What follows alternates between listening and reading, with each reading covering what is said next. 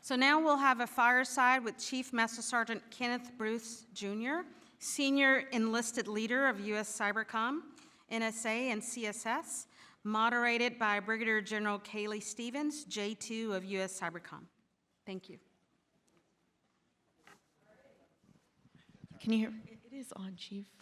Yeah. So, Chief. So first of all, thanks for having us here. Excited. A lot of the conversations this morning have been really enlightening, really good questions, and we hope that continues as we go into this next session with Chief Master Sergeant Bruce. I know there are a lot of questions, but just to get us started, Chief, can you describe the current cyber environment and your thoughts on that in this context in the last 4 or 5 months? That's a loaded question, ma'am. I appreciate it. It is, so there was a point where I would say it was a more simpler environment, but it is extremely complex. And not including the crisis event that we just went through, but if you think through over the past 5 to 6 years in the advancement of artificial intelligence, the proliferation of being able to, my son can sit in his basement now and prompt engineer and have a code generate for him, right? So it's just a different, the speed and the adaptation of our adversaries. Yeah, it's a much more complex environment than when I first was introduced to the environment not too long ago, but and it's only getting harder, right? And so how do we ensure that we keep pace as our adversaries continue to advance, as technology continues to advance? It's going to take a lot of education and training, maybe some transformation in the things that we do in the future as a command and as an agency. You know, building on the artificial intelligence piece, what are the things that you think we need to be thinking about for our workforce in order to ensure they're postured and prepared to be able to bring in that technology and then utilize that in the environment they operate within? And do you think we're postured right now well for that? I'm the senior enlisted leader, so I can say all kinds of things. I'm just kidding, PA. I won't do that. All right, so I believe that it's not just our workforce, but as a Department of Defense, as all of our services, we have to begin to introduce that technology way sooner. And because it's not just about the cyber domain, even though we're here at HammerCon, artificial intelligence is going to, if you think about the #1 use of artificial intelligence right now, is to write your enlisted performance report. It's to write your officer performance report. It's not even to, from an operational standpoint or from a cybersecurity standpoint. So everyone needs to be introduced to the technology, all of our service members, civilians, so that they become comfortable with it. Because one of the things that we've seen is that it's not a matter of the technology good or bad, but we have a culture of, I don't want this technology to replace me. And I'll give you an example. I think there's some things we could change where I sign so many documents, and I'll sign it electronically, and then somebody will bring a folder to my office. I don't need that folder. I signed it electronically. We can automate that process. We can use artificial intelligence to subsidize all the reports that are done, and people cross your T's and dot your I's. Put the report into our language model and let that do a lot of the summarization for us, right? So, but we have to introduce it earlier so that folks become comfortable with it in the operational realm. Now, I will say, so our younger folks are probably more comfortable with the technology. It's getting our middle leadership and senior leaders more comfortable with the technology and using it more often and to supplement and to augment what we do every single day. Do you think we need to change the way we train our cyber mission force, so leveraging industry, utilizing our total force partners, and this, are there areas where we can capitalize on that? Yes, we definitely don't have to do this ourselves because industry's the expert on a lot of these things, and they can move much faster than we do as a department. We can take the things so the Cyber National Mission Force has done a lot of cool things, and if we can proliferate some of the things that they've implemented across the rest of the Cyber Mission Force to our reserve components, I think that will help us as well. It's just a matter of us moving faster than the speed of TRADOC, and moving faster than the speed of Air Education and Training Command, and moving faster than the speed of DOD. It takes policy, it feels like, 2 to 5 years to catch up with the actual technology. So if we can figure out ways to work through that, I think we can move faster and get people educated quicker on the technology. Yeah. Switching gears a little bit into the leadership realm, I've often heard you say there's a lot of books out there on leadership, not many books on followership, and you see your role as kind of the chief follower in the organization. Can you elaborate on that a little bit more? Yeah, anybody heard of the group Public Enemy? All right. So if you've heard of the group Public Enemy, the lead singer of Public Enemy or the lead rapper is Chuck D. My role is Flavor Flav, without the clock, right? Because that's against, it goes against our regulations. But if I could wear a clock, I would. And what I mean by that is that the commander is the leader of the organization. The commander sets intent. The commander sets vision. My job is to, one, hype up that vision, hype up that intent, and then translate it into actual tasks that we can accomplish to meet the mission and the vision and the intent that the commander has set out. I think a lot of times we focus on trying to make everyone a leader that we forget to create professional followers, to create professional hype men, and that's okay. Right? And so I joke all the time, if you have a leader but there's not someone behind them that takes on this cool TED Talk that talks about the first follower, and that one guy, he's dancing on the mountain, and he's by himself, and then later on the next guy comes, and he starts dancing, and then the rest of the crowd comes. That's so important in an organization. One of the cool parts about being a senior enlisted leader or the first follower in the organization is that I represent 85% of the population. 85% of the workforce is enlisted, whether that's in the National Security Agency, U.S. Cyber Command, the Department of Defense Uniformed Services. So we're the preponderance of the force, and so being the first follower and to say, hey, the boss gave this intent, the boss gave this vision, I'm with it, now everybody else need to get with it. Yeah, boy, So you have to, that's an important part in the development of an organization. So it's one of the things I do talk about. I talk about professional followership and being able to take explicit and implicit guidance and translate it into tangible tasks. And that goes across all domains and leadership. So with the focus on lethality and readiness right now, with the increased focus, what are some of the things that you think within the Cyber Mission Force that we need to be focused on for all of our individuals? So this goes back to being a professional follower. The SecDef put out a memo that said we're going to relook at our readiness standards and our fitness standards. So the services are going through and reevaluating the standards that are set in place.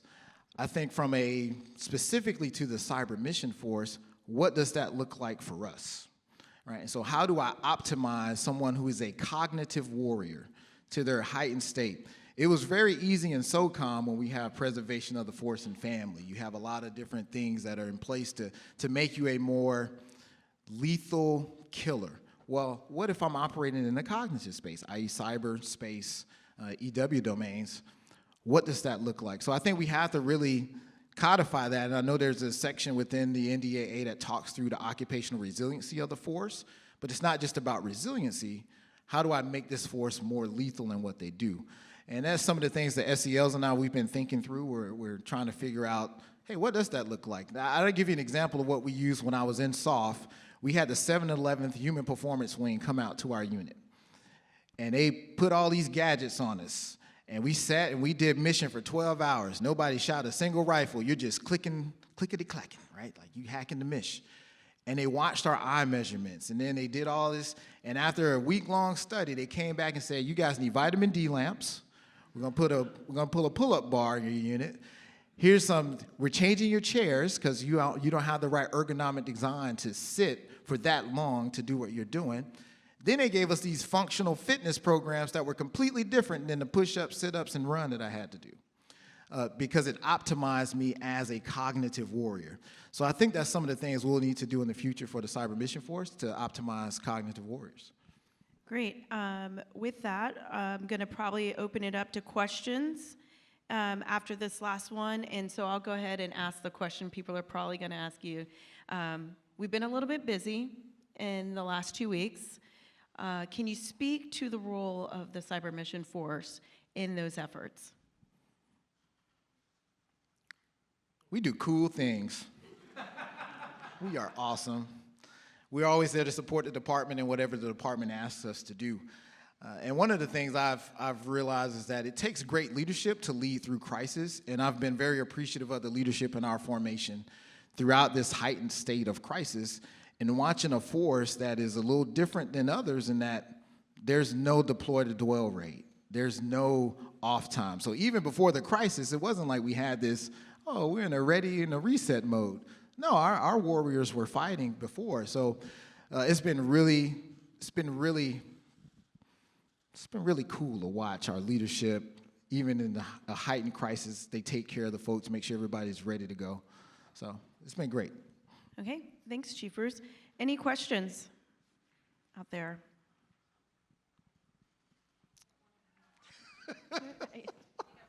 One over here. Thanks.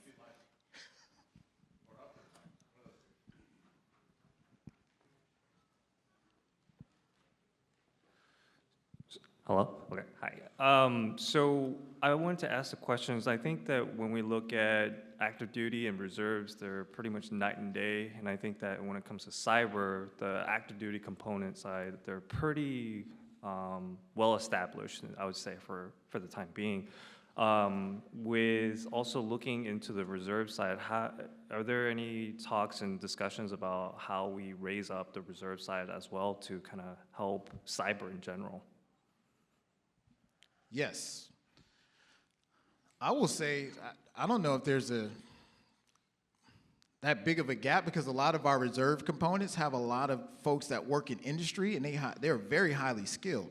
I think it's a matter of getting the reps and sets and continue to have the reps and sets.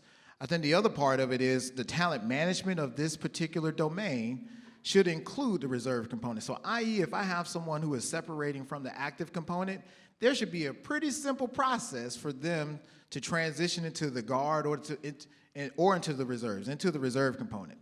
I can tell you that process is not that simple right now. It's a little difficult. So I think there's things that we might be able to help and maybe shift some policies to make it easier to catch the talent, which would also help the reserve component, raise its game, because you'll have folks that are coming fresh off. But I will say there's a lot of folks in the reserve component that are pretty high end, because they already work in Microsoft or in other corporations that they're already linked in. So it's just a matter of how do we properly utilize them? When do we activate them to go after some of these hard problems? Great question. Appreciate you. So it's great to be able to ask you a question in this format and put you on the record. As a senior leader at the command, you sit in a beautiful new building, right? And you and the commander, you are surrounded literally by guys with guns, right? And so you have to ensure that you have information flow and an understanding at the deck plate level. That is so hard, where information tends to get better as it goes up the chain. How do you make sure that you, the DCOM and the COM, really understand what is going on at that deck plate level when you have such a geographically dispersed workforce, not just in the DC area, right, but Texas, Hawaii, Georgia? I mean, that's got to be such a challenge, and how do you think about that? Thank you for the question, Mr. Stifle. That was amazing. Hey, so here's how we approached it in the past. One of the cool things about my job is that you don't have to have like a big to-do when I show up somewhere. Like, I fly on Southwest, and I'll go to a site in Texas, and I just go sit with the If I want to know what's really happening in that organization, I go to the O4 and the E6 in that organization. And you might say, why? Why would you go to those folks? Because normally the E6 is pretty salty, and they're going to tell me what's on their mind and how they feel. Chief, I don't understand why the Army's getting more AIP than I'm getting. That's the Air Force normally, right? And, well, hey, there's different levels, and each service has decided to do incentive structure differently. And then the 04, especially in 04, that's probably about to retire, they really let me know what's on their minds and what I need to tell my boss. And so one of the cool parts about this job is that I get to be a sensor throughout the rest of the force. And so there's a lot of times where I don't travel with the boss because I'm doing that on his behalf. I think the other thing that we have to realize is that, man, bureaucracy stinks sometimes. And the reason why is because what will happen is you'll have that message. And I remember being that angry E6, and I'll get it to the E8, who really wants to become an E9. So he's like, well, wait a minute, Kenny, I'm gonna go ahead and let me butter that up a little bit. And then by the time it gets finished being buttered up, by the time it gets to who it needs to get to, it's not even the same message. And so that's part of the reason I like to have direct contact with the force. And so that's one of the ways I think we can mitigate it. The other way is being more flat in our organization. I think in the future, we really have to think about how do we flatten ourselves so that there's shared awareness. And if anyone's read the book Team of Teams and the way General McChrystal kind of did business, I think in the cyber domain, we really have to be that way because a lot of our experts aren't our senior leaders, right? Our experts are the E5s, the E6, the O3s that are phenomenal at what they do, and we probably need to hear from them because they're the ones executing. So that's a great question. I appreciate it. Hello, Chief. I wanted to ask you, how are you handling training when it seems that services have prioritization for cyber training for service needs and service-specific missions, when it seems that Cyber Command has its own missions, same thing with the CNMF, to handle national and other things to get after adversaries? So how do you balance that? And who takes the prioritization when it comes to training, funding, and getting training to the left or to the right? Man, that's a lot, man. Hold on. All right. I know. Training's a big issue, Chief. Training is a big issue. I appreciate it. All right. So I just finished talking about it upstairs. This last J7 we had, he's probably been one of the best J7s we've had. And he's actually written out the Joint Force Training Governance for U.S. Cyber Command, which allows us to have signatories similar to, for those of you that aren't familiar with the cryptologic training system, but on the cryptologic side, we have an entire system built out that sets the standard for cryptologists across the globe, no matter if you're working in the NSA enterprise or outside the NSA enterprise. We really didn't have that in cyber. So we had the JCTNS and some of the other things, but there weren't signatories. The component commanders didn't have to put their name on, we agree to these training standards, and this is what we're gonna set. So now that we have a Joint Force Training Governance structure in place, I think you'll see some things begin to change there. The second thing is, man, Goldwater Nichols. Services organize, train, and equip to present to combatant commands to fight wars. You figure in cyber it'd be pretty simple because we have one command that does it, and that command sets the training standard, and then the services, if they want to add things on to what the command standard is, cool, you gotta pay for it. We pay for the part that we require, right? So I think that's something that we'll set in place as we establish our Joint Force Training Governance construct that's similar to the Cryptologic Training Council, and that will have signatories and we can actually hold people responsible for the things that they do. The third thing I'll leave you with is the executive agency. So I think in the past, because the Army's the executive agent right now for advanced cyber training, right? And then each service, so the Air Force has some portions of cryptology, the Navy has some portions of cryptology. I think at some point, we might need to change, might need to relook at that. Relook at what executive agency looks like and who controls that part of how we do training. The other thing I would say is this. If something's not broke, why are we gonna try to change it? And then if something is broke, we should probably fix it. And so what I mean by that is, if I know a particular service school or a particular school is the best school to produce X, maybe we should all do that, right? And so those are some of the things we're having discussions about in the future is how maybe the way we have been doing training is probably not the right way, and we could get after it. So I gave you those 3 points. Look at that. Good to see you, Raina. Oh, here we comes. Hey! Hey, Chief Bruce, Master Sergeant Humphrey here, 341st COS, CNMF Joint Task Force 1, JCPG SMO. That's 3 different dads. 2 are actually the same dad if we go high enough to your level. They all hate me for having 3 different dads and a custody agreement I didn't agree to. How do we bring this together when there's 3 differing priorities there? They all control me and own me, and I'm just kind of pulled between them. I can't give you a salty E6, but as a salty E7, I'll be here today. Humphrey, you always give me the truth, man. I appreciate you for that. We have a long-standing relationship. You coined me for arguing with you. I did. He has the largest coin in the world, or used to. I don't know anymore. I used to. That was in my last job. You have 3 bosses, Bob. How do you prioritize which coverage you put on your TPS reports? So here's where I think this goes to some of the questions that we had earlier about followership and leadership. So hopefully your task force commander, your squadron commander, the JCPG, the product group lead, like each one should understand what everyone's trying to do, and then you ruthlessly prioritize to the ultimate high standard, which is the interim national security guidance, right? So if we know that our nation has reprioritized and we're going after different things now, then that should begin your prioritization of what needs to be accomplished. So I would start there. You start big, and then you begin to work your way to small. And as a senior NCO, if you begin to see your commander, like, hey, we really want to do this cool science project. Sir, ma'am, does this science project align to the interim national security guidance? And does it align to the guidance that the commander of U.S. Cyber Command gave us? Or does it align to the guidance that the director of NSA gave us? Nah, but that's a really cool science project. I highly recommend and advise you that we don't do this cool science project, and we go back and we relook at our priorities and do they align to what the nation has asked us to do. So that's one of the things I ask of senior NCOs is that understand the national strategy, understand where the department is going so that you can give feedback to, because sometimes we get wayward bosses. Am I lying, General Stevens? I'm not lying. We get wayward bosses. She didn't even have to answer.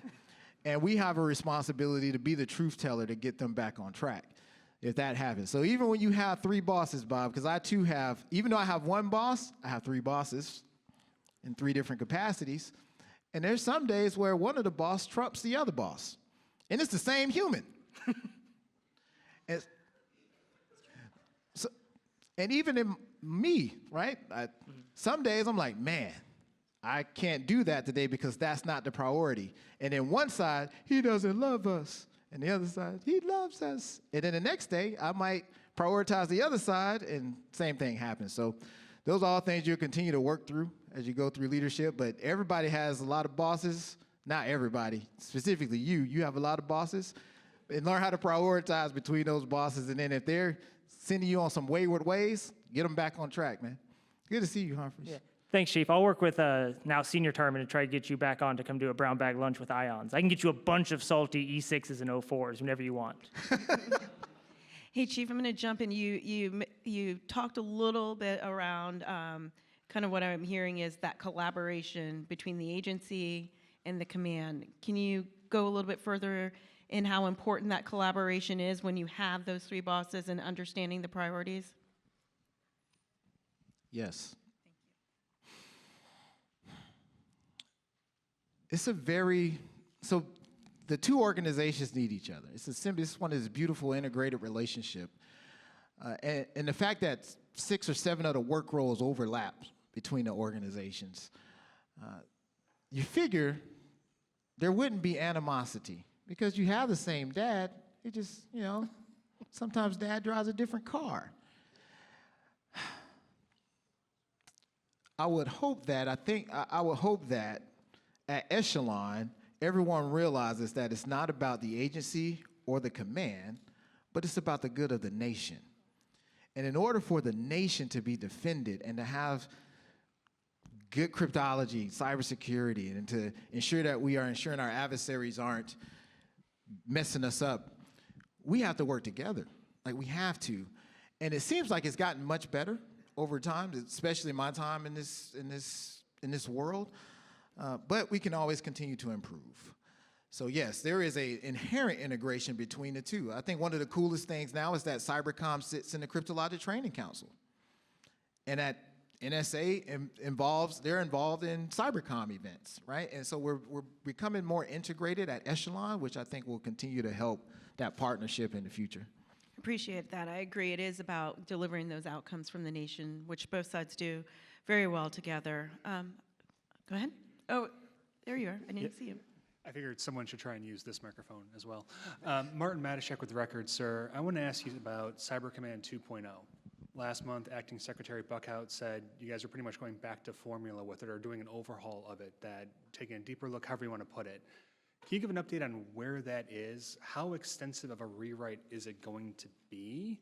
And when might it be circulated, shared, or start being talked about publicly? Because the first 2.0 wasn't really talked about too much. Got hit the accelerator, 45 days to turn it in, things like that. Now you guys are going back to starting point. So can you give an update on that? Yes. So I think a lot of components of what was originally the artist known as CyberCom 2.0, well, a lot of that will still be there. I think what we'll have to figure out is it's the force gen model that we have to look at. And then are we working in partnership with the agency where we're not duplicating capability, where we're not duplicating some things, and we're more integrated when we approach this problem set with a focus on how do we defeat our pacing adversary, right? So where are we on it? Good question. We're in the middle of re-looking at it. I forgot what the time frame was, so I can't give you that. But I do know that a lot of the components that we had within the original, it'll still be there, but we're adding a lot more into it. So yeah, I apologize that I can't give you more than that. That's all right. I was kind of curious about if you guys are just relabeling everything, but it sounds like you are adding to it. All right, thank you. So Chief Flava Flav and Clickety Clack were not on my bingo card today, but thank you for being here and putting yourself in this situation. I represent industry, and we hear about recruitment, retainment, readiness in general. We've heard training, so I'll dovetail off of the question, two questions back. From an industry perspective, I'm a training partner. We provide training. Are there gaps right now that you see in the area of content, specific technologies, whether it comes to ranges, CTF type style events? Are there things that we can do from the industry that will help you with the overall mission goal? Yes, I think there's a lot that industry can do, but I think we owe industry properly articulated requirements of what it is we need. And that's one of the things that hopefully as we really get this cyber training governance thing down, I can actually come back to industry and say, hey, I need this much range space. I need these type of courses specifically for you to build and help us develop our force. I think right now, each team or each organization is probably like, hey, I want this, and I want this, and we have industry going all over the place. And I think what we owe you as a command is hey, here's our actual requirements for the entire command. Here's the Cyber National Mission Force requirements, which might be a tad bit different. Here's our secure, operate, and defend requirements, right? I think that's what we owe back to you. And you figure it shouldn't be too hard because we have the DCWF, we have like this whole thing, but I think we just need to sit down and get that right. And so part of the Joint First Training Governance Council, or whatever that thing's gonna be called in the future, that's what we're supposed to do. Similar to how we articulate it from an NSA standpoint of what training we need, it'll be the same thing from our command. But I think that's what we owe industry, is some clearly articulated requirements so that you can have a deliverable that's not all over the place. And I didn't introduce myself, so I'm with OffSec. Most people know us from the Kali Linux distribution, the OSCP certification, and there's actually a task force within CNMF that has the Kali Dragon on it. So whatever we can do, I'd love to interface with you or any of your reports. Thanks. Hey, Chief. Just a quick question. So we talked a little bit about career incentives for retention and recruitment and such, onboarding or on-ramps and off-ramps and things like that. What are you seeing is like the thing that the enlisted workforce specifically is looking for that they're not getting from the services? And what, kind of related to that, like what is the reticence from the services to provide that? It depends on the service. So I won't make it agnostic to all the services because each service is different. And I will say the reticent to the services right now and giving any, and I'll speak strictly to monetary incentives, is that we just did a 15% pay raise for junior enlisted members. That hit the budget pretty hard. And so I think the services are trying to navigate the defense comprehensive reviews they're going through and a lot of those things, and that's part of it. I'll speak to my service because I know my service, so I'll talk to the Air Force. You have to value the domain. and you have to value the operators that are in the domain, right? And so the things that you value, you invest in. And specifically on the enlisted side, if I look at 2nd Air Force versus 19th Air Force in the United States Air Force, 2nd Air Force only receives about 3% to 5% of the Air Force's training budget. The rest goes to flying, right? So this goes to, if you value it, you invest in it. And I think that's something we just have to really look at when it comes to the services. I don't really get complaints from Marines. It's kind of rare, right? The only normally complaint I get from a Marine is, I really want to stay at Fort Meade. Hoorah. But I'll go to a rad bin if needed, right? And they don't really complain too much. I don't get too many complaints from soldiers, oddly enough, but normally they're like, well, I'm getting out, Chief. And I'm like, oh, snap. That's not good. Hey, Sergeant Major Heisey, help me. And I think the Army has put in the most incentives, right? Like they have a lot of incentives. And they've had some challenges. The Navy, no comment. And so the Navy, I'm joking. The Navy, they've done really well on the NSA side. I think we just have to really help them on the cybercom side. And the Navy's throwing a ton of money at the problem too. Like they have a ton of reenlistment bonuses. But what I've come to realize is that there's no amount of incentive or money that's going to keep someone in. It's normally, do we value you, and have we given you a consistent mission? Are you doing something that you love to do?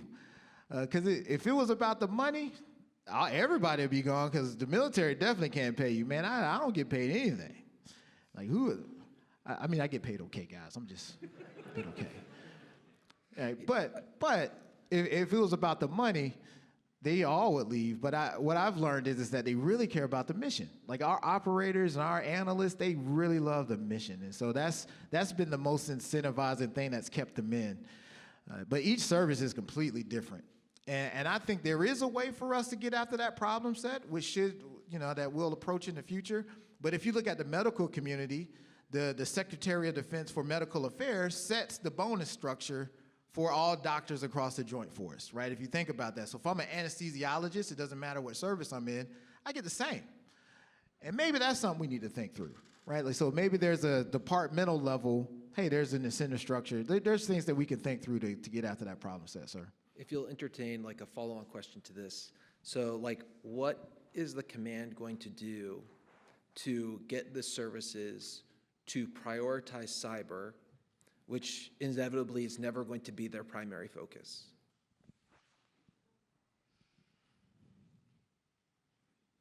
That's a good question. Here's what I'll speak for me. I advocate to the service senior enlisted leaders, right? And I will tell you the service senior enlisted leaders, they get it. I think the challenge is each service at this point, post 9/11, post GWAT, post being and preparing for this next fight, we've become more parochial. And we're all trying to figure out what it is that we do here. What do you say I do here, Bob? Right, so the Army's in there, the ATI, right? They're in the Army Transformation Initiative. The Air Force, man, we're going to stand up DCWs right? And then the Navy's the fleet, right? The Marine Corps, Force Design 2030, kind of shook them up, but they're transforming for the future. And in the midst of all these transformations, cybercom is transforming too. And so I think in the midst of all the transformation, we have to continue to advocate on your behalf to the services that this is a value, because cyber, the domain itself, is the undercurrent for everything that you want to do in the Joint Force. JADC2 is not happening without cyber. Right? Yep. So we just have to continue to advocate on behalf and show the value and the importance of it. Okay. Thanks, Chief. Appreciate that. No problem. Is Raina again? Hey, Hi, Chief. Raina. How's it going, Chief? So you mentioned earlier taking lessons learned from industry and how they do things. In industry, they don't have a problem with leaving someone in a position, promoting them within that position almost indefinitely until that person wants to retire, quit, whatever, or move positions. Why is it for cyber we expect traditional service policies of PCS cycles? Wouldn't it be more beneficial to leave people in place if they want to stay in place? That's great, ain't it? I know, he just gave me a softball. That's what I'm talking about. All right, so the department actually is looking at the policy across the board on PCSs, period, right? Because PCSs are expensive. and we just gave a 15% pay raise. So all these things are starting to add up. And what you'll see is that the PCS policies for all the services are probably about to change here pretty soon. The second thing is, what does the service value, right? So I joke all the time. I'm a Chief Master Sergeant United States Air Force. There's a couple chiefs that sit on Fort Meade that have never been to any other base except for Fort Meade. And they went from E1 to E9 at Fort Meade, except when they went to ALS or NCO Academy, right? But if I'm in the Army's not focused on my technical proficiency, right? Like the Army's focused on my leadership ability. And can I lead soldiers into battle, right?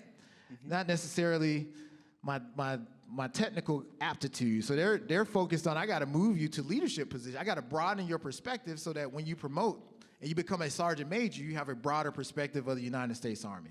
Similarly in the Marine Corps and in the Navy, we know that the Navy loves the fleet. And so it's about the ship shore rotation. And so what if I can convince the Navy, and I've been working with some of my partners on, hey, treat the cyber tour, if I'm a CWT, which they have changed their policy, it is an afloat, I forgot what they call it. It's like a prioritized shore rotation or whatever.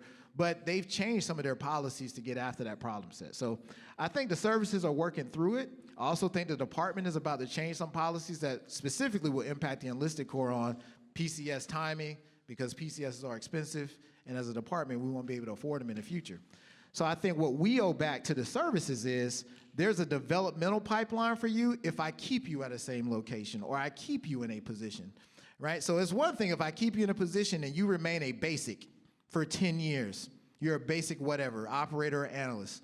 But what if I incentivize you become a senior, you become a master, you become an instructor, you become an evaluator, you be a part of the faculty, right? Like you go to a staff gig. I think we have to show a career map that can show growth, even if I keep you in the same location or keep you in the same profession. If I may, I know for the Army band does that, where everything is tied to being in the band and performing and escalating on the band. Like the Army band, there's no expectation to be a drill sergeant or a recruiter. You're just in the band and you progress in the band. Why can't we apply that to cyber?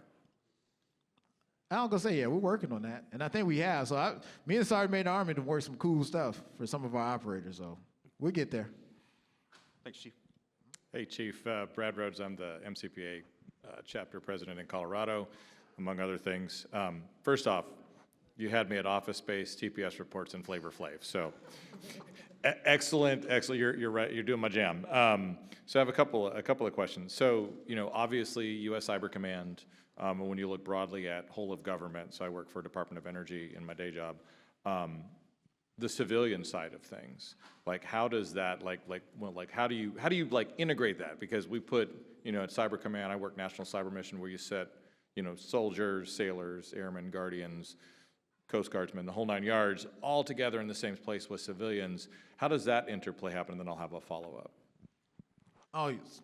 Oh, the integration of the civilian workforce. Yeah. Oh, they're amazing, right? So I think that's one of the things we're really re-looking at is there's some things in our organization that are inherently military, and there's other things where I can have a preponderance of civilians, right, who have expertise, and they've been doing it for a long time.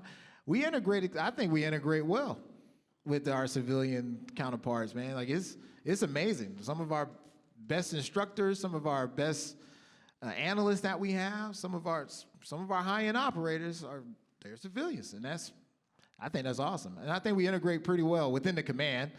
Now, are you saying how do we integrate with like the Department of Transportation and all? Well, you could go down that road, but it's more along the lines of like, say, what are the challenges you see like when you put that group together, right? Like, do you have like the tip as the chief, as a senior enlisted leader at Cyber Command? Do you have like the typical office space challenges? Oh, okay. Like that. Gotcha.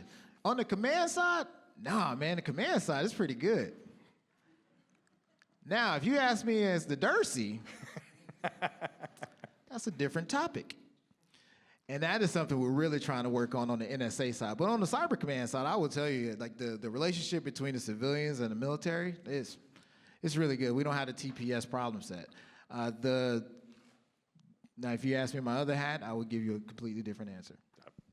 I'm certain of that. And then Probably the loaded question of the moment, right? Obviously across FedGov with DRP and the changes and the potential for a coming RIF. What is that? I mean, what is that from like the morale side of things, the motivation side of things? What is that doing at the command in terms of, you know, who's staying, who's going, nobody knows what's going on, that kind of thing?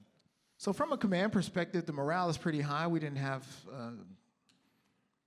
as large of a loss as other organizations have had. So the command is doing well, in my opinion. Just from my observation, because I sit on top of these two organizations, I've watched the impact on the other organization, which is a tad bit more painful, so to speak, right? So on the command side, I think we're doing well when it comes to that, the DRP impact and the VSIP stuff. Awesome. Thanks, Chief. No problem. All right, Chief, we have about 2 minutes left. And so with that, give you the last word to kind of just talk about what keeps you up at night and what, you know, kind of what do you see, what's on the horizon if you had to lay out for Cyber Command? Well, first, thank you to HammerCon for another opportunity to come to this event. This is, man, last year we were like in this theater, we were on the stage. This year, man, look at this, ma'am. You know, we moving up like elevators, you know? Hey, so thank you for this opportunity. This is awesome, and it's always good to do these chats. What keeps me up at night? Absolutely nothing. I'm in bed by 21:30 because I'm tired. I'm normally tired by the end of the day.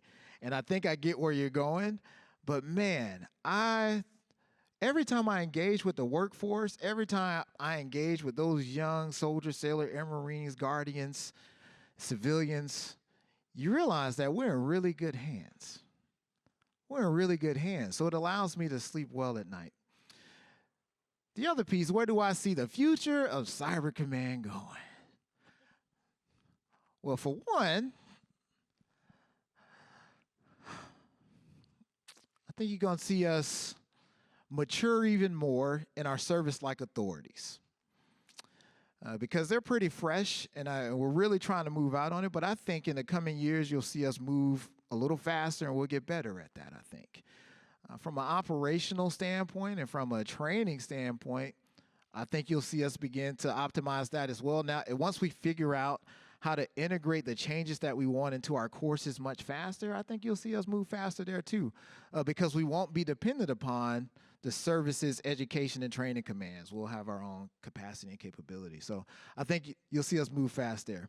From a talent management standpoint, man, if we could figure out the authorities piece and I could work that, man. Like if I could leave this seat and we can have almost a borderline US SOCOM operator model for talent management, man, I could retire in peace, man. You know, I'd be like, woo, we set the command up for success in the out years.